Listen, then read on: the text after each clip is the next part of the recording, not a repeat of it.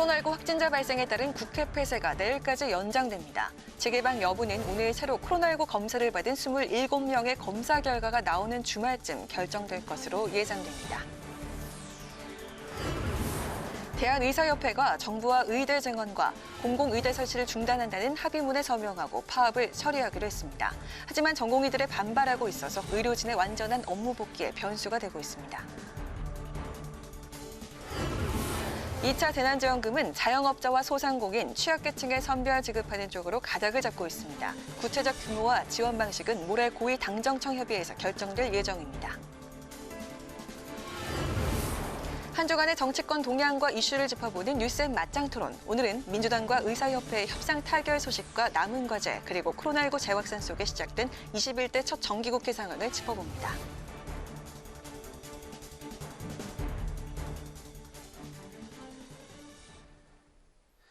안녕하십니까. 9월 4일 의정종합뉴스 뉴스엔 시작하겠습니다. 네, 국민의힘 당직자의 코로나19 확진 판정으로 국회는 어제부터 다시 폐쇄 조치에 들어갔습니다.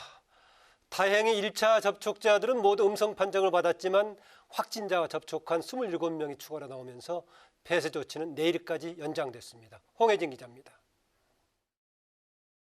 국회가 오늘 하루 또다시 코로나19 여파로 본관과 의원회관, 소통관 등 일부 건물을 폐쇄했습니다. 국민의힘 당직자가 어제 코로나19 확진 판정을 받으면서 방역 조치에 들어갔기 때문입니다. 코로나로 폐쇄됐다가 지난달 30일 문을 연 지 나흘 만입니다. 다행히 1차 접촉자로 분류됐던 국민의힘 이종배 정책위 의장 등 33명은 진단 검사 결과 모두 음성 판정을 받았습니다. 정치권은 일단 한숨을 돌렸습니다. 다만 확진자와 밀접 접촉했던 이 정책위 의장은 오는 16일까지 2주간 자가격리에 들어가고 이 정책위 의장과 회의 등에서 접촉했던 국민의힘 지도부는 일단 주말까지 자택 대기를 유지할 예정입니다. 국회 폐쇄는 내일 하루 더 연장됐습니다. 역학조사 과정에서 추가 검사가 필요한 27명이 확인됐기 때문입니다. 국회는 이들 검사 결과가 나오는 내일 오전에 국회 재개방 여부를 결정한다는 방침입니다. 모두 음성이 나올 경우 출입 제한 조치를 조기에 종료할 수 있다고 밝혔습니다. 하지만 확진자가 추가 발생한다면 당장 오는 7일과 8일 예정된 교섭단체 대표연설 등 향후 정기국회 일정이 영향을 받을 가능성이 높습니다. 국회방송 홍혜진입니다. 대한의사협회와 더불어민주당, 정부가 의대 증원, 공공의대 신설 등 정부가 추진하던 의료정책을 중단하기로 최종 합의했습니다. 원점에서 재논의한다는 조건으로 파업을 풀기로 했는데 전공의들은 여전히 반발하고 있습니다. 보도에 한도영 기자입니다. 더불어민주당과 대한의사협회가 밤샘 협상을 통해 합의에 도달했습니다. 먼저 정부가 추진해온 공공의대 설립과 의대 정원 확대 논의는 코로나19 확산이 안정될 때까지 중단하기로 했습니다. 코로나19 확산이 안정화된 이후 의정협의체를 꾸려 원점에서 재논의하기로 했고 논의 중에는 입법 추진을 강행하지 않기로 했습니다. 합의문에는 의료단체가 요구해온 전공의 수련 환경, 전임의 근로조건 개선 등의 방안을 마련한다는 내용도 담겼습니다. 국민의 우려를 빨리 덜어드리고 특히 코로나19의 조기 통제를 위해서 함께 마음을 모아 갔으면 합니다. 철회 후 원점 재논의 그런 내용하고 중단 후 원점 재논의 사실상 같은 의미로 생각하기 때문에 비교적 잘 만들어진 그런 합의. 다만 의료진들의 완전한 현장 복귀에는 다소 시간이 걸릴 전망입니다. 전공의로 구성된 대한전공의협의회가 관련 법안을 철회한다는 내용이 합의문에서 빠졌다는 점 등을 지적하며 즉각 반발에 나섰기 때문입니다. 민주당 의협 서명식 이후 열릴 예정이었던 복지부와 의협 서명식은 서명식장을 점거한 전공의들의 항의로 장소가 변경되기도 했습니다. 의협 최대집 회장은 전공의 협의회 측에 진로 현장 복귀를 간곡하게 설득하겠다고 밝혔습니다. 의료계가 정부 민주당과 각각 합의문에 서명하면서 극단적인 대치 상황에서는 벗어났지만 전공의 반발 등 갈등의 불씨는 여전히 남아 있습니다. 국회 방송 한두영입니다. 더불어민주당과 정부가 2차 재난지원금을 선별 지급하기로 방침을 정했습니다. 소상공인과 자영업자, 특수고용직 등 코로나19로 직접 피해를 본 계층을 중심으로 지급될 것으로 보이는데요. 당정은 이르면 모레 확정안을 발표하고 다음 주 중에 추경안을 국회에 제출할 계획입니다. 김세정 기자가 보도합니다. 당정이 2차 재난지원금의 지급 대상과 방식 등을 논의 중인 가운데 선별 지급으로 가닥이 잡혔습니다. 코로나19와 사회적 거리 두기로 피해를 본 계층과 업종 위주로 집중 지원한다는 방침입니다. 특히 소상공인과 자영업자의 경우 소득이 아닌 매출을 기준으로 대상을 선별하는데 노래방과 카페 등 정부 지침에 따라 강제로 문을 닫은 곳들이 포함될 것으로 보입니다. 소상공인과 자영업자들은 이제 사업을 많이 하시니까 그래서 그 매출 기준을 지금 좀 기본 지표로 보고 있고요. 매출은 말씀하신 대로 소득보다는 훨씬 더 파악하기가 용이하고 더 적시성 있는 자료를 얻을 수 있습니다. 2차 재난지원금 지급을 위한 4차 추경 편성 규모는 10조 원 이내로 알려졌고 당정은 추가 협의를 통해 구체적인 액수와 세부 내용을 확정할 계획입니다. 비정규직이나 특수고용직과 같은 사회적 약자 계층에 대한 맞춤형 지원도 검토 중인데 문제는 선별 기준입니다. 지난 1차 재난지원금 당시에는 대상 선별 과정에서 시간과 비용이 더 들 수 있고 선별 기준을 정하기도 어려워 시급성을 고려해 전 국민에게 지급됐습니다. 이에 따라 선별 기준을 정해야 하는 당정의 고민이 깊어질 것으로 보입니다. 당정은 2차 재난지원금 지급 방안을 이르면 오는 6일 확정하고 다음 주 후반쯤 추경안을 국회에 제출해 추석 전에는 지원금을 지급한다는 계획입니다. 이런 가운데 정부는 모레 종료 예정이었던 수도권 거리두기 2.5단계를 오는 13일까지 한 주 더 연장한다고 밝혔습니다. 또 전국에 실시 중인 기존 2단계 거리두기 조치는 오는 20일까지 2주간 연장하기로 했습니다. 국회 방송 김세정입니다. 코로나19 확진자 발생으로 국회가 최근 2차례 폐쇄되면서 비대면 화상회의 시스템 도입의 필요성이 제기되고 있습니다. 하지만 국민의힘은 화상회의의 필요성을 인정하면서도 화상회의를 통해 표결까지 하는 데는 반대하고 있어서 전면 도입 여부는 좀 지켜봐야 할 것 같습니다. 임채연 기자입니다. 코로나19 확진자 발생으로 국회 예결위 소위를 비롯한 상임위 회의 일정이 줄줄이 취소되면서 입법 기능 차질에 대한 우려가 커지고 있습니다. 박병석 국회의장은 여야가 원격 화상회의 시스템 도입을 위한 관련법 개정 논의를 서두를 것을 촉구했습니다. 현행 국회법 규정으로는 회의장에 있지 않은 의원은 표결에 참가할 수 없기 때문입니다. 코로나19 위기 등에 대비해 원격 화상회의 등 비대면 의정 활동이 가능한 의정 환경도 조속히 구축하겠습니다. 국회법 등 관계법 개정을 서둘러 검토해 주십시오. 더불어민주당은 이미 비대면 국회법 개정안을 발의했습니다. 국회의원이 회의에 출석하기 어려운 긴급 상황이 발생한 경우 국회의장의 허락을 얻어 원격 출석과 표결이 가능하게 하는 내용입니다. 이와 함께 민주당은 정기국회에 대비해 의원 워크숍의 화상회의 시스템을 활용하겠다는 방침을 밝혔습니다. 반면 국민의힘은 단순한 의견을 나누는 회의의 경우 화상회의가 가능하지만 표결이 이뤄지는 회의는 불가능하다는 입장입니다. 헌법상 출석 의원 의미가 회의장 출석 인지와 관련해 위헌 여부 검토가 필요하다는 겁니다. 이와 함께 반대 토론 등을 통한 야당의 견제 역할 축소와 여당의 입법 강행에 대한 우려도 제기했습니다. 더구나 출석하여는 본회의에 반드시 출석하여야 하는 것이라는 헌법 조문이 있기 때문에 그 점을 극복하지 않고는 한 발도 나아갈 수 없는 것인데도 불구하고 국회의 비대면 운영 시스템 구축의 필요성이 제기되고 있지만 여야가 관련법 개정 논의에 입장차를 보이고 있어 논의의 진통이 예상됩니다. 이런 가운데 국회 사무처는 각 정당이 의원총회를 온라인 화상회의로 진행할 수 있게 하는 네트워크 시스템을 완비했다고 밝혔습니다. 국회 방송 임천입니다.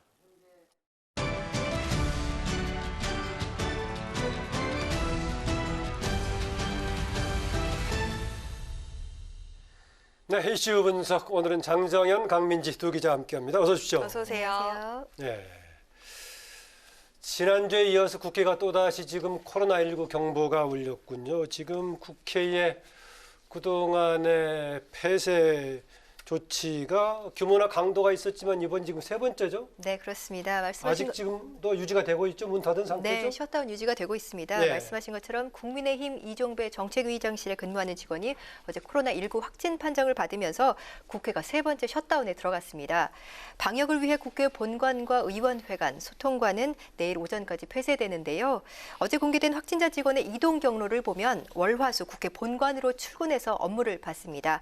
그러다 어제 낮에 몸이 안 좋아서 영등포 보건소 선별검사소를 방문했고 확정 판정을 받은 겁니다. 네. 지난번에 확진 판정을 받았던 국회 취재진은 주말과 휴가를 보내고 국회를 찾은 첫날 오전에 이 코로나19 확진 판정을 받았기 때문에 국회에 머문 시간은 서너 시간 남짓이었는데요.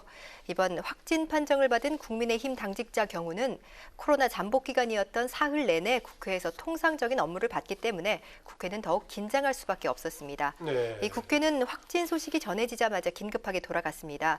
곧바로 김영춘 사무총장 주재로 국회 재난대책본부를 소집해서 확진자 동선에 따라서 이 국회 본관과 의원회관, 소통관 일부를 폐쇄했고요.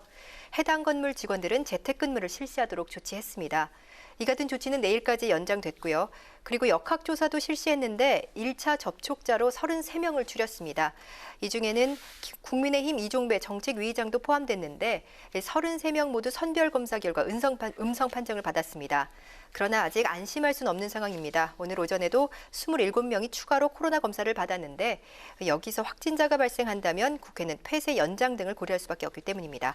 따라서 국회는 추가 확진자 발생 여부에 이 촉각을 곤두세우고 방역 조치를 이어가고 있습니다. 네, 지난번에는 취재진이었는데 이번엔 당직자입니다. 그래서 정치권이 긴장할 수밖에 없을 것 같은데요. 네, 지난주 국회 셧다운에서는 민주당을 취재했던 사진 기자가 이 코로나 확진 판정으로 민주당이 큰 곤욕을 치렀습니다. 민주당 전당대회는 이 역대 사상 초유의 가장 적은 인원 10명 남짓만 참여해서 치러졌고요. 네. 또 새 지도부가 뽑힌 자리에서 정작 새 당대표는 자가격리로 화상으로 수락연설을 했습니다. 민주당이 코로나19로 톡톡히 이 당혹스러운 상황을 맞았던 건데요. 이번에는 새 당명으로 야심차게 출발하던 국민의힘이 어려움을 겪게 됐습니다. 이종배 정책위의장은 음성 판정을 받긴 했지만 밀접 접촉자인 만큼 2주간 자가격리에 들어갔는데 정책위의장은 이 긴밀한 원내 전략을 수립하는 중요한 이 정책 사령탑 자리인 만큼 다음 주 정기국회 이 본격적인 의사 일정을 앞두고 국민의힘의 비상 아닌 비상이 걸린 겁니다. 여기에다 국민의힘 정책위의장실을 방문했거나 이 확진자와 간접적으로 만난 접촉자들 이 27명의 선별검사 결과에서 이 확진자가 추가로 발생한다면 그 여파는 더욱 커질 것이 분명한데요. 따라서 국민의힘은 대부분의 이 일정을 중단한 채 현 상황을 예의주시하고 있는 것으로 알려졌습니다. 네, 강민지 기자. 이게 상황에 따라서도 정치권 일정에 영향을 미칠 수 있을 것 같은데 일단은 지금 상황을 좀 지켜봐야겠군요. 네, 그렇습니다. 일단 국민의힘 지도부는 주말까지 자택 대기를 이어가기로 했습니다. 다음 주 일정도 방역당국 지침에 따라서 잡을 것이라고 밝혔는데요. 대신 현황과 관련한 논의는 온라인 화상회의를 통해서 진행하겠다는 방침입니다. 국민의힘은 조영 원내대표와 원내 부대표단이 참가한 오늘 오전 원내대책회의도 온라인으로 진행을 했습니다. 다만 당무감사와 보궐선거 기구 구성은 차질 없이 실시할 것이라고 말했는데요. 당초 9월 초부터 실시할 예정이었던 당무감사를 현재 화상회의를 통해 원격으로 심사하는 방안도 검토하고 있는 것으로 알려졌습니다. 민주당은 어제 오후 예정됐던 정기국회 지원단 현판식과 상임위 분임토의와 같은 당내 행사 모두 취소를 했고요. 어제 서울 삼청동 총리공관에서 열 예정이었던 2차 재난지원금 지급 관련한 고위 당정청 협의도 일요일로 연기됐습니다. 네. 민주당 이낙연 대표도 어제 집으로 급히 귀가를 했는데요. 지난 화요일 당대표로 선출된 뒤 국민의힘을 예방한 자리에서 이종배 정책위의장과 팔꿈치 인사를 했기 때문입니다. 이 대표는 검사 대상은 아니었지만 선제적으로 코로나19 검사를 받았고 다행히 음성 판정을 받으면서 활동을 재개했습니다. 이 대표 오전 민주당 당사에서 열린 대한의사협회와의 합의문 서명식을 참석을 시작으로 오후 최고위원회 회의도 주재했습니다. 이 대표의 자택 대기 이번에 네 번째죠. 네 번째인가요? 네, 그렇습니다. 네. 지난 2월 코로나19 확진자 동선과 겹쳐서 검사를 받은 적이 있고요. 지난 7월은 확진자와 접촉한 오영환 의원과 행사를 함께해서 자택 대기를 했습니다. 그리고 지난달에는 확진자가 나온 CBS를 방문했다 밀접 접촉자로 분류돼서 2주를 자가격리했고요. 그 와중에 새 당대표로 뽑히는 등 자꾸 코로나와 맞닥뜨리면서 우여곡절을 겪는 모습입니다. 국회뿐 아니라 청와대도 비상이 걸렸었는데요. 어제 국회 확진 소식이 전해지기 전 청와대 상춘제에서 문재인 대통령과 이낙연 대표가 당대표 취임 모찬을 함께 했던 겁니다. 다행히 이종배 의장이 음성이 나오면서 대통령과 이 대표 모두 정상 업무에 복귀했습니다. 자칫 청와대까지 좀 비상이 걸릴 뻔했어요? 네, 그렇습니다. 네. 근데 이렇게 정치권뿐 아니라 국회 의사 일정도 줄줄이 취소가 됐는데요. 결산 심사 중인 예결위 소위와 여가위 전체회의 어제 모두 연기가 됐고요. 오늘 예정됐던 환노위 전체회의도 미뤄졌습니다. 따라서 8월 31일까지였던 결산 심사 법정 시한 코로나19 여파로 그 기한을 넘기게 됐습니다. 네, 추가 확진자가 발생하면 정기국회 차질이 생길 것 같은데요. 어떻습니까? 네, 그렇습니다. 당장 다음 주 월요일과 화요일 정기국회 교섭단체 대표 연설이 예정돼 있는데요. 예. 주말 동안 추가 확진자가 발생한다면 일정이 예정대로 진행되기는 어려울 것 같습니다. 그러겠죠. 예. 네, 거기다 여기에다 14일부터는 대정부 질문, 다음 달 7일부터는 국정감사, 그리고 12월은 내년도 예산안 심사까지 100일가량의 굵직한 정기국회 일정이 빼곡히 잡혀있는 상태입니다. 하지만 국회 방역 조치에 따라 현재 상당수 의원실이 재택근무와 격일제 등으로 업무를 진행하고 있어 9월 정기국회와 국정감사 준비에 어려움을 겪고 있는 것으로 알려졌습니다. 그리고 국정감사가 특히 문제인데요. 매년 국회와 전국 피감기관에서 진행되어 오던 국정감사 예년과 같은 형식으로는 진행되지 않을 것 같습니다. 국회 차원에서 현재 비대면 회의와 영상회의 시스템을 준비 중이고 또 국정감사 참고인 같은 경우 비대면 출석시키자는 법안도 국회에 제출돼 있어 이번 국정감사 반영될 수 있을지 관심이 모아지고 있습니다. 네, 코로나19로 하는 초유의 상황에서 지금 정기국회 운영 방식 어떻게 될지 좀 지켜보기로 하고요. 오늘 여기까지 듣겠습니다. 이슈 분석 장정현, 강민지 기자, 특히 오늘 이슈 분석 처음 담당한 강민지 기자 수고했습니다. 수고 많으셨습니다. 더불어민주당은 정부의 사회적 거리두기 연장 방침에 대해 국민들이 적극 참여해달라고 호소했습니다.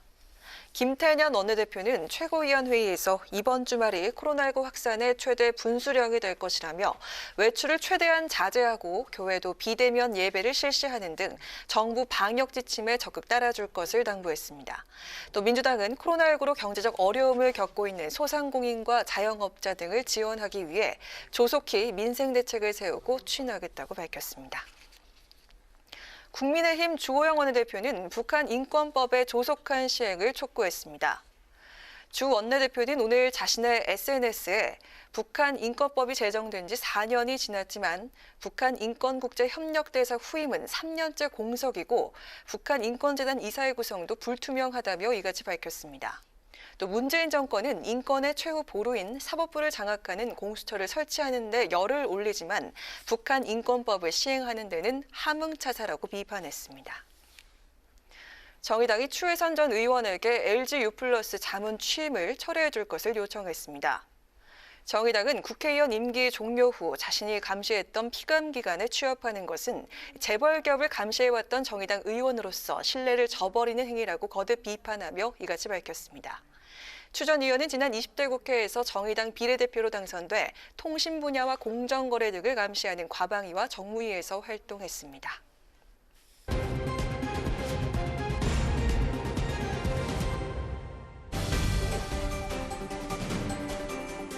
사람들의 시선을 끈 오늘의 정치 뉴스 강아랑의 정치톡 시간입니다. 9월 4일 첫 번째 정치톡 만나보시죠.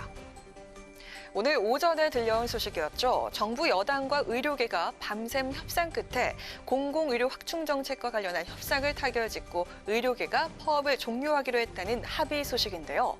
양측은 밤새 마라톤 협상으로 합의를 끝낸 이후에도 최종 합의서에 서명하기까지 1시간 반 동안 여러 우여곡절을 겪었다고 합니다. 어떤 일이 있었을까요?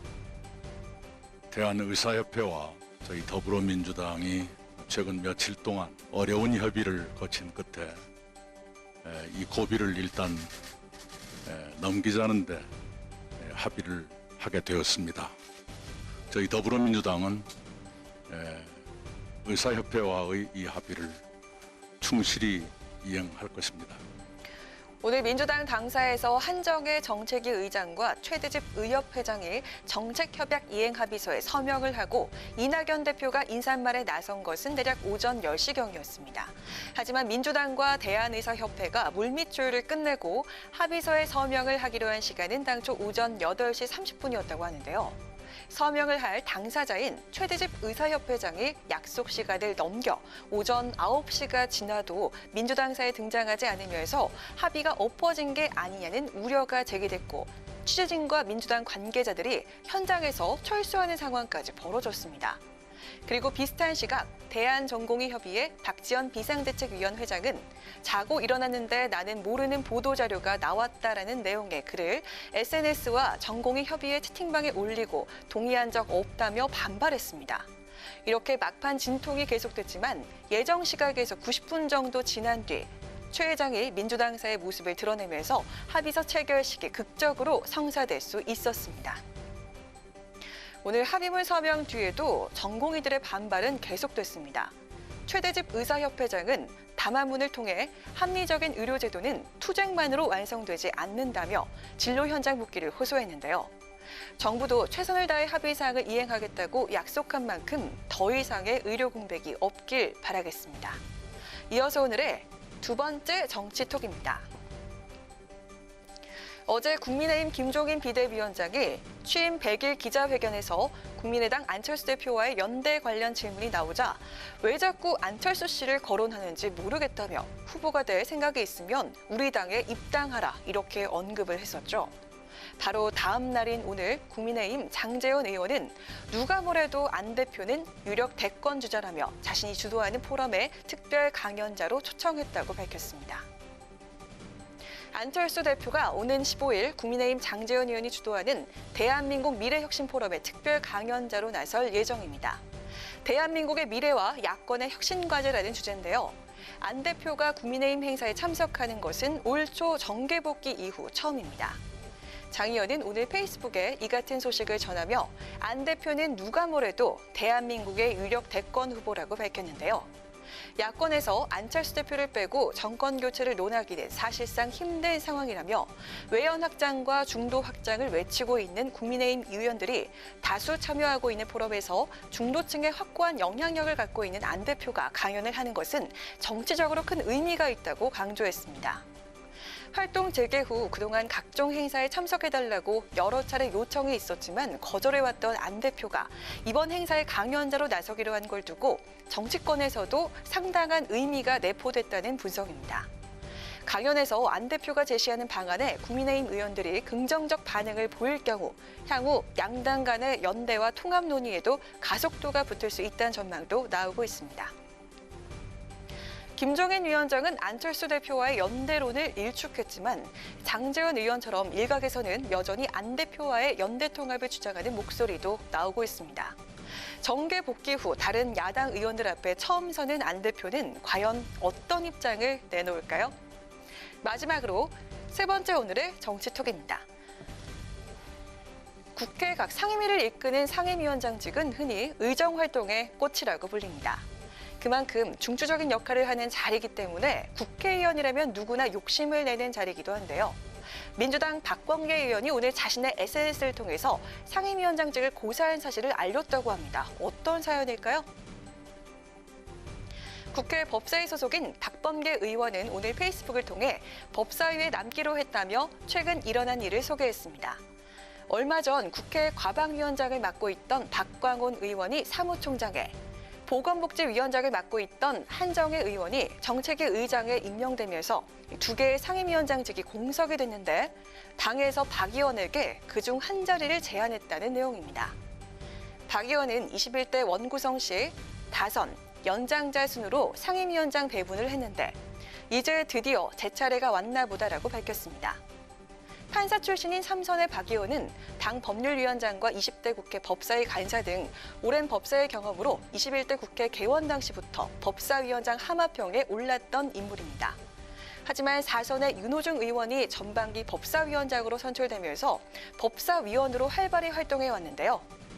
박 의원은 고민하루하고 김태년 원내대표에게 법사위 좋은 후배들과 함께하겠다는 뜻을 전했다며 할 일이 너무 많다 공수처라는 말로 법사위에 남기로 한 이유가 공수처 출범 때문임을 강조했습니다. 야당이 공수처장 후보 추천위원 선임을 계속 미루면서 공수처 출범이 지연되자 민주당은 어제 더 이상 못 기다린다며 공수처법 개정 방침을 밝혔습니다.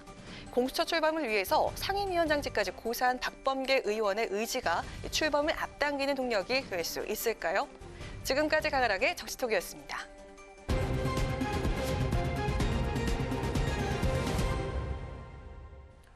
네, 이번 한 주 정치권 동향과 이슈를 짚어보는 뉴스N의 맞짱 토론입니다.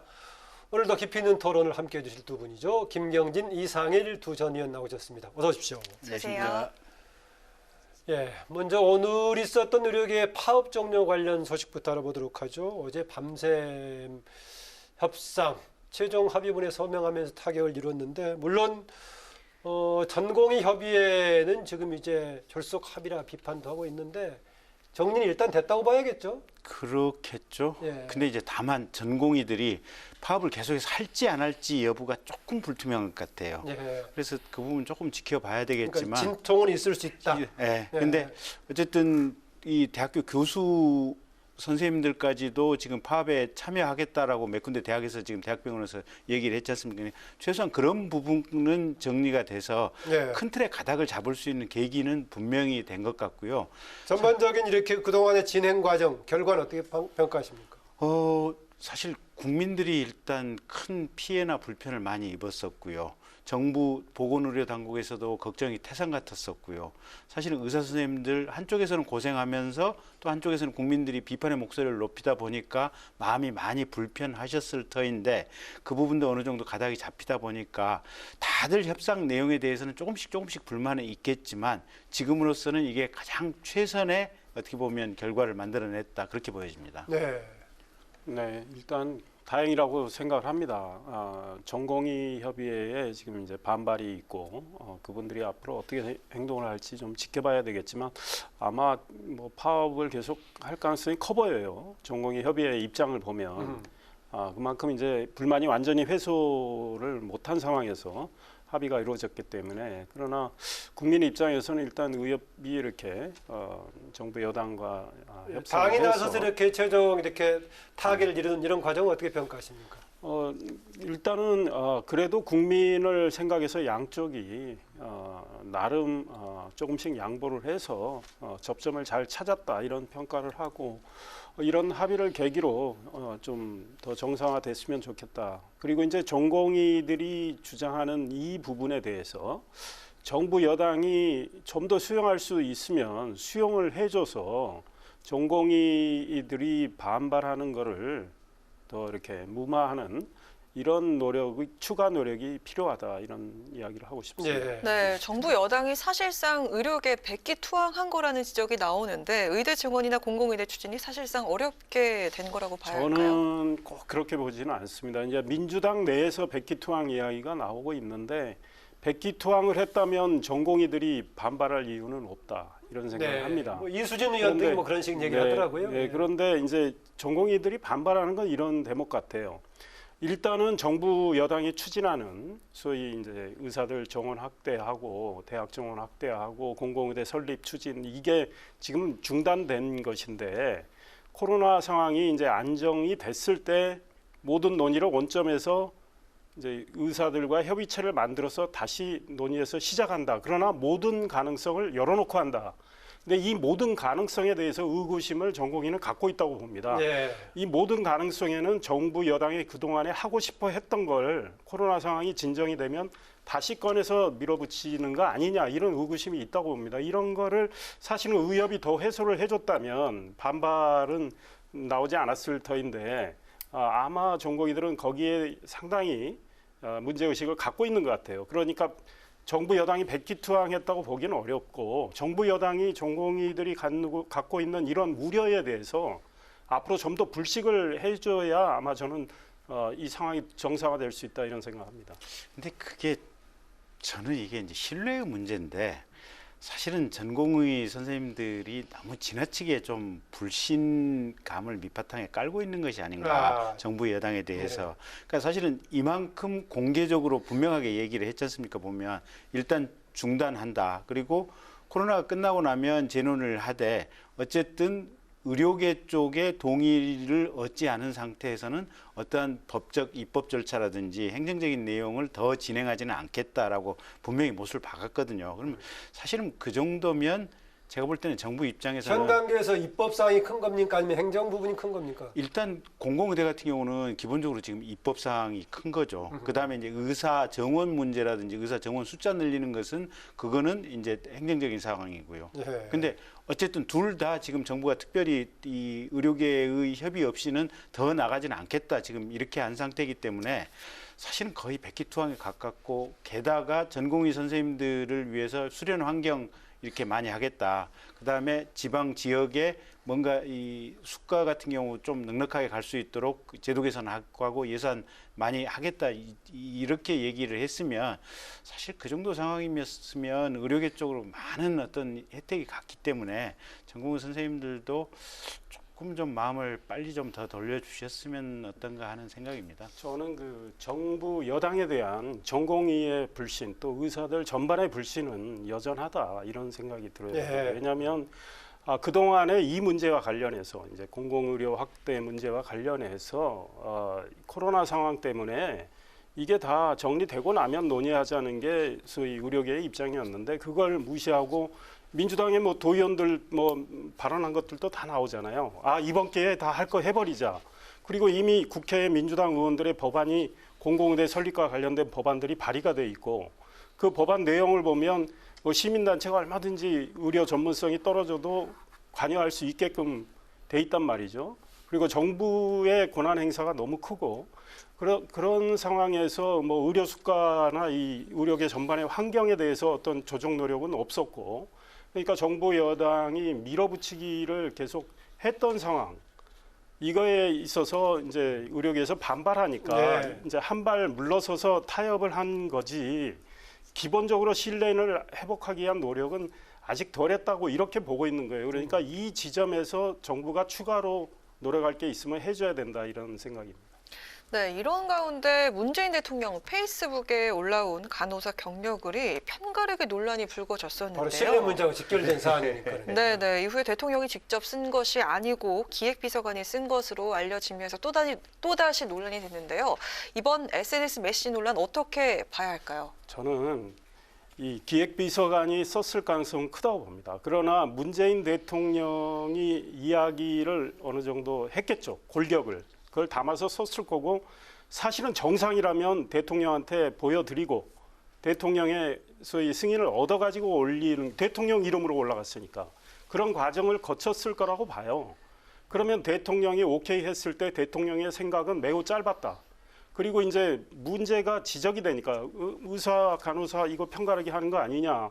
이런 메시지가 어떻게 대통령에게서 나오느냐. 이런 지적이 나오니까 청와대에서 이건 대통령이 한 게 아니고 기획비서관이 한 거다. 이런 식으로 이야기하는 것도 매우 유치하고 졸렬하다. 여권 일부에서는 그런 메시지가 아니었는데 정쟁령으로 갈라치기로 의도적으로 해석한다라고 비판을 그러니까 여당 의원들이 지금 일제히 그러고 있는데요. 좀 그분들 국어 다시 배워야 된다고 생각합니다. 거기 적혀 있는 글들을 보면 이거는 갈라치기 한 거라고 편가르기 한 거라고 볼 수밖에 없는 내용이 많아요. 의사들의 장기간 파업을 하고 있는 의사들의 짐을 간호사 분들이라고 그럽니다. 여기서는 의사들이라고 그러고 간호사 분들이 떠안고 있어서 뭐 안타깝다는 이런 내용. 우리 국민들은 지난 폭염 상황에서 방호복 입고 다 고생했는데 대부분이 간호사이라는 걸 알고 있다. 이런 내용은 정말 유치하다. 그럼 누가 봐도 이거는 의사에 대해서는 대통령이 못마땅하다는 그 메시지를 내보낸 거죠. 그러니까 이거는 편가르기 한 거고 대통령은 국민 통합에 노력을 해야 되는데 기획비서관이 썼다는 설명이 나오는 걸 보면은 조금 문제가 있다는 걸 인식을 했군요. 그러니까 청와대 쪽에서 저는 그렇게 보고 있는 거죠. 그런데 그걸 또 기획비서관 책임으로 돌리는 청와대 행동도 정말 유치하다 이런 생각이 듭니다. 근데 저는 그렇게 생각을 해요. 이게 이제 대통령께서 간호사들 고생 굉장히 많이 하고 계시니까 간호사분들의 노고를 위로하기 위한 글을 이제 첫째는 쓰라라고 해서 이제 그 글이 준비가 됐었던 것 같고 예. 물론 이제 최종적으로 저도 대통령께서 다 보고 컨펌을 하셨다고 이제 그렇게 추정을 하고 있는데 어쨌든 이 코로나 위중한 시기에 의사 선생님들 특히 전공의 전문의 선생님들 파업하고 강하게 지금 맞붙고 있는 상황이에요. 예, 그런 상황이고 정부에서 이렇게 업무 개시 명령을 내렸는데 사실은 불법까지 했지 않습니까 보면. 그래서 이게 이제 뭐 누가 먼저 잘못을 했느냐 이런 거하고 상관없이 어쨌든 의사 선생님들 중에 일부는 국민들이 볼 때 또 행정당국에서 볼 때 조금 비난받고 비판받을 만한 여지들이 지금 분명히 있는 거거든요. 네. 그래서 그 비난과 비판받을 부분을 그 SNS 글에 조금 좀 녹여 들어간 것 같아요. 들어가긴 들어갔다. 네. 근데 의도는 제가 볼 때는 이걸 갈라치기 할 의도다 이렇게 읽히지는 않는 것 같아요 보면. 그러나 시점이라든가 그런 게 조금 중요하지 않겠어요? 같은 말을 하더라도 어느 시점에 쓰느냐에 따라서. 근데 이제 냉철하게 사실관계 자체를 이게 사실 잘못한 부분에 대한 어떤 지적이 분명히 있으니까 그래서 저는 이게 갈라치기라고 분열시키는 거라고 읽으면 조금 지나치게 좀 과잉 오독이다라고 보고 있고요. 네. 다만 이제 저는 이건 있어요. 보면 대통령님도 그렇고 사실은 고위공직자들 개인 SNS는 조금 자제하는 것이 어떨까. 사실은 청와대도 그런데 그건 개인 SNS 방식이 아니라 청와대 관련의 소통 방식이 하나로 SNS를 이용해왔죠. 그러긴 하죠. 근데 이제 이게 대통령 문재인의 SNS다 보니까 사실은 청와대 대변인도 있고 뭐 홍보수석도 있고 이러니까 여기를 통해서 그냥 위로의 메시지가 나갔으면 충분할 건데 굳이 그 방식을 취하다 보니까 이게 조금 일이 커진 것이 아닌가 싶은 생각도 듭니다. 짧게 말씀드리면 대통령이 SNS 활동하는 거 저는 나쁘지 않다고 봐요. 그런데 메시지는 트럼프는 트위터 정치도 그렇습니다. 하던데. 너무 많이 근데 트럼프 메시지도 그렇잖아요. 매우 분열 조장적이에요. 그렇지 않습니까? 그러니까 대통령의 SNS 활동을 통해서 대통령의 생각과 국정 운영에 관련해서 국민께 알려주는 건 저는 나쁘지 않다고 생각하는데 그 메시지의 어떤 내용을 담을지에 대해서 그리고 그 대통령이 내보내는 메시지가 본인은 의도가 그렇지 않았다고 하더라도 그 표현 때문에 국민이 어떻게 해석이 할지 이거에 대해서도 굉장히 치밀하게 생각을 해서 써야 된다. 그런데 이번에 그 글을 보면 매우 생각 없는 좀 졸렬한 감정적인 글이었다 이런 생각. 저도 국회의원 시절 SNS를 조금 하다가 이제 사실은 많이 이제 접어버렸고 보좌진에게 아예 SNS 계정을 넘겨줬던 이제 저도 역사가 이력이 있는데요. 저도 간혹 봤는데 아주 멋진 글을 쓰던데 그때는 보좌관이 쓴 거였군요. 뭐 주로 그렇습니다. 근데 이게 왜 제가 그런 결정을 했냐면 제가 어떤 글이라든지 뭔가를 올리면 여기에 대해서 너무 다양한 그러니까 제가 전혀 생각지도 못했던 해석과 어떻게 보면 이런 것들이 의외로 많더라고요 보면서. 그래서 이게 생각보다는 부작용이 많을 수도 있겠다라는 생각을 해서 그렇게 한 건데. 다음에 한번요 SNS 시대가 지금 우리 정치에 미치고 있는가 한번 논의해보기로 하고요. 오늘 그건 이 정도 하고. 그런데 지금 타협을 해서 이제 각자 자기 위치로 돌아가기로 했는데 이미 여야 이제 타결을 하기 전에 여야가 이번에 국회에다가 지금 이제 특위 구성하기로 합의를 했죠. 합의를 했는데 여야 특위 구성하면 여기에 이제 의협 쪽에서 참여할 가능성이 좀 있어 보이긴 한데 기존에도 정치권에 추진하다가 지금 쉽지 않았었는데 어떻게 이후에 추진 가능성, 일정 같은 거 어떻게 될까요? 당장은 지금 코로나 여기 19에 대한 대처가 우선이다 뭐 이렇게 얘기하고 있긴 합니다만은. 근데 이제 코로나 대처는 이 방역 현장에서 하는 거고 이건 국회에서 회의와 논의를 하는 시스템이다 보니까 제가 볼 때는 여야 합의 사항이기 때문에 가능한 한 신속하게 이 특위를 출범시키는 게 좋을 것 같고. 특위는 그래서 관련자들 얘기 좀 풍부하게 들어가면서 그러면서 이 논의를 계속 축적시켜 가는 것이 그나마 21대 국회 끝나기 전이라도 뭔가 구체적인 결실을 맺을 수 있는 방식이 아닌가 싶습니다. 지금 뭐 정기국회에서 여야가 협치할 거냐 말 거냐 관심이 있는데요. 이 특위는 여야가 협치할 수 있는 공간이 될 수 있다. 그러니까 여당도 야당도 정말 우리 의료계의 여러 가지 문제를 선진적으로 해결할 수 있는 정말 좋은 기회다. 이런 생각을 한다면 관계 당사자인 의료인들과의 또 논의 또 국민들의 생각을 최대한 반영을 해서 정말 멋있는 법안을 하나 만들 수 있겠다 이런 각오로 이제 출발을 하면 좋겠다는 생각이고, 그런 맥락에서 지금 여당 의원들이 내놓은 공공의대 설립 법안은 그거는 사실은 백지화하고 아니 뭐 법안 발의를 뭐 철회하라는 건 아닙니다. 마음속으로 백지화해서 이런 주장들도 있던데요. 예, 그렇습니다. 같이 올려놓고 뭐 그와 다른 법안들 또 의료계에서 주장하는 내용들 해서 용광로 속에서 정말 제대로 녹여가지고 아주 훌륭한 법안을 만들어내기를 기대합니다. 네, 정기국회 관련 얘기를 좀 해보죠. 지금 정기국회 그렇잖아도 코로나19 상황이기 때문에 국회 운영 방식에 대해서 비대면 방식을 많이 도입하자 이런 준비 작업을 하고 있습니다. 그런데 지금 이제 국회의 세 번째 지금 상황, 이 부분적인 폐쇄 또 뭐 상당히 많은 폐쇄, 셧다운이 진행이 됐는데 뭐 중심에 있었던 이종배 정책위 의장, 국민의힘 정책위 의장이죠. 뭐 당직자들 나머지 당직자들은 이제 문제가 없는 걸로 나왔는데 추가 지금 27명 이제 검사 결과를 봐야 한다는 상황이 굉장히 불안하긴 합니다. 예. 어떻습니까 지금? 일단 지켜봐야 될 것 같고요. 다들 빨리 음성이 이렇게 확정이 돼야만 그나마 이제 국회가 조금 마음 편히 돌아갈 수 있을 것 같은데, 어쨌든 정말 자칫하면은 정기국회 일정도 차질을 좀 빚을 수 있겠어요. 예, 제가 그래서 지지난주에 한번 말씀드렸던 대로 이게 국회는 그나마 대체로 회의체고 여기는 조금 의사결정을 천천히 해도 되는 문제인데, 가령 국정원이라든지 국방부라든지 청와대라든지 이런 데서 이게 코로나 이 확진 환자가 났을 때는 그건 어떻게 할 거냐.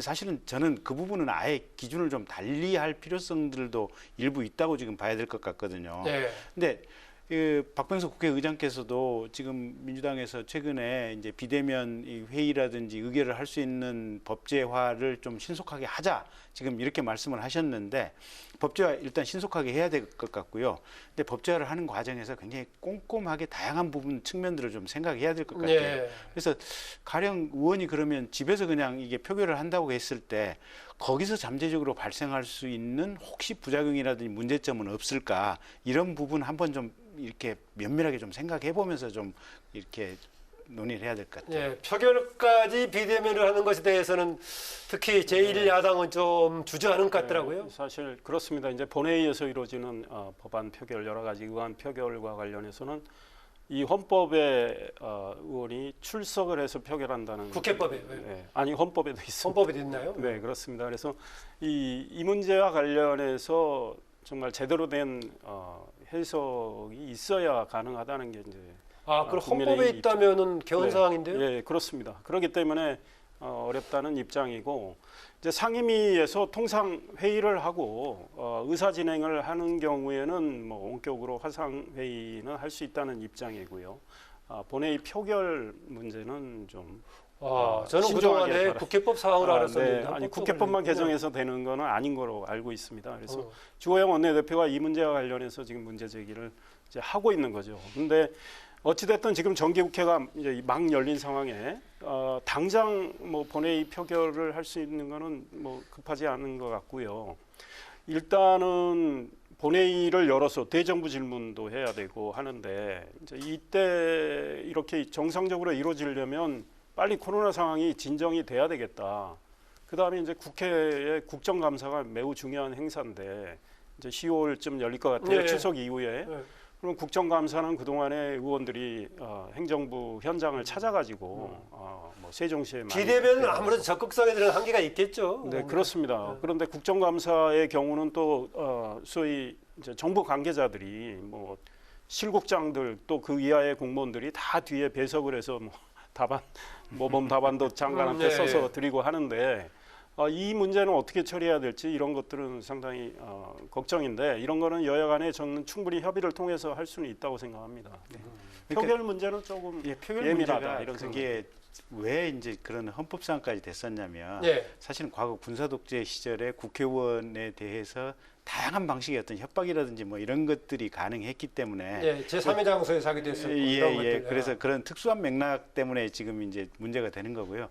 그 문제의 가능성들은 방식은 다르지만 여전히 유효할 수도 있다. 이게 국가라든지 군부에 의한 폭력뿐만 아니라 다양한 형태의 이익 집단이나 압력 집단들이 생길 수가 있으니까 그래서 표결과 관련해서 간단한 문제가 아니군요. 예, 굉장히 좀 신중하게 일반 회사 내에 사는 방식하고 조금은 서로 갈등적인 요지가 있는 그런 국회에서 의사결정 과정과 좀 다를 수가 있겠네요. 조금 달라야 될 측면들이 그리고 또 야당 입장에서는 본회의에서 야당이 이제 그동안에 여당이 법안 처리를 일방적으로 막 했는데 글쎄, 그 법안에 대해서 야당이 반대의 입장을 내는 이런 것들은 사실 뭐 비대면으로 원격으로 할 경우에는 그게 제대로 전달이 안 되는 더구나 측면도 소수 야당일 있습니다. 경우는 그런 경우가 있죠. 네, 이제 여당의 새 지도부가 꾸려지면서 여야 관계는 협치 기대감이 커지고 있는데요. 이낙연 대표가 김종인 위원장을 만난 자리에서 정책 협치 이렇게 공개적으로 말을 꺼냈는데요. 과연 실제로 구체화가 될 수 있을까요? 어떻게 보십니까? 일단 총선 때 서로 같이 주장했던 뭐 공통 공약들 찾을 수 있을 거고요. 가령 또 지난번 대통령 선거 때 했던 공약들, 그다음에 지금 최근에 이제 국민의힘 쪽에서 발표했던 이 정강 정책 이제 개정된 부분과 관련해서 큰 맥락을 같이 할 수 있는 부분들, 이런 부분들을 비대위원장과 당대표 측에서 얼마만큼 잘 찾아내서 접합을 하느냐, 지금 이게 관건일 것 같고요. 그게 정치권이 국민으로부터 신뢰를 받을 수 있는 가장 첫걸음이 아닌가 지금 그렇게 봅니다. 지금 그런 문제는 아마 서로 협력을 해서 원만하게 처리할 수가 있는데 이제 중요한 몇 가지 이슈들이 있어요. 법안들이 있고. 예컨대 지금 공수처와 관련된 문제. 지금 여당은 양보할 생각이 없고 오히려 으름장까지 놓고 있는 형국이란 말이죠. 만약에 추천을 야당이 하지 않으면 이제는 법을 개정해서라도 공수처를 좀 더 밀어붙이겠다. 이런 문제와 관련해서 이낙연 대표가 정말 협치를 할 의지가 없는지 하나의 큰 잣대가 되는 거죠. 그리고 본인의 당내의 어떤 장악력, 리더십 이제 이런 것들이 아마 검증될 수 있는 그런 이제 안건들이 있고요. 그 다음에 노동관계법 개정이나 또 상법 개정, 공정거래법 개정.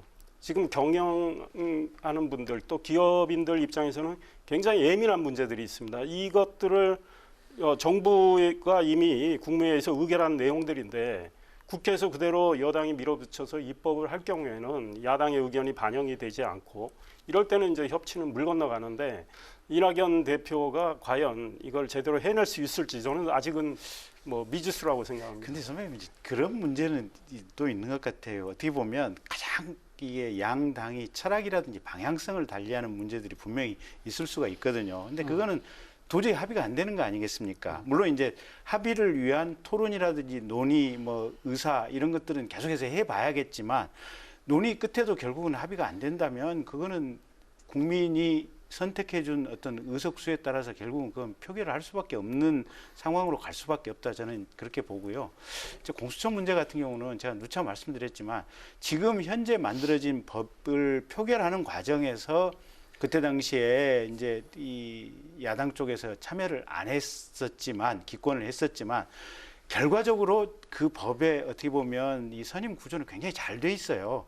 7분의 6이니까 그 어느 정당도 정당 뜻대로 할 수 없는 구조고 오히려 그런 상황이다 보니까 사실상 지금 국민의힘 쪽에서 이렇게 실은 주도권을 가질 수도 있는 이런 문제들인데 잘 돼 있는 시스템을 괜히 더 나쁘게 할 수 있는 빌미를 주는 것은 잘못된 선택이 아닌가 저는 그렇게 봅니다. 네, 정책 관련은 그렇고요. 현재 지금 국회에서 정치적인 쟁점이 돼 있다고 할까요? 추미애 법무부 장관 아들 문제 아마 그 장관 내정돼 가지고 인사청문회 할 때부터 쟁점이 됐던 것 같은데 아직도 해결이 안 돼가 이번에 커지고 있습니다.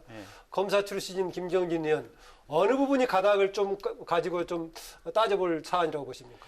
첫째는 이거는 검찰에서 수사를 해서는 안 됩니다. 수사를 해서는 안 된다. 네, 특검에서 수사를. 대부분 검찰에서는 안 되고 특검에서 해야 된다. 왜냐하면 대한민국에 있는 모든 검사에 대해서 일반적인 수사 지휘권과 그다음에 인사권을 가지고 있는 장관의 자제, 또 경우에 따라서는 아주 뭐 예외적인 상황일 수도 있겠지만 법무부 장관 본인이 수사의 대상이 될 수도 있는 거 아니겠습니까? 죄책 사유가 된다라고. 예, 그래서 이거는 검찰 조직에서 수사를 해서는 안 되고 이미 지금 특별검사에 관한 법이 제도특검이 지금 만들어져 있으니까 이 제도특검에 따라서 법무부 장관이 사실은 이 특검을 좀 하나 선임을 해서 거기에 수사를 맡겨달라 이렇게 요청을 하는 것이 가장 지금 공정한 절차나 과정이 아닐까 그렇게 봅니다.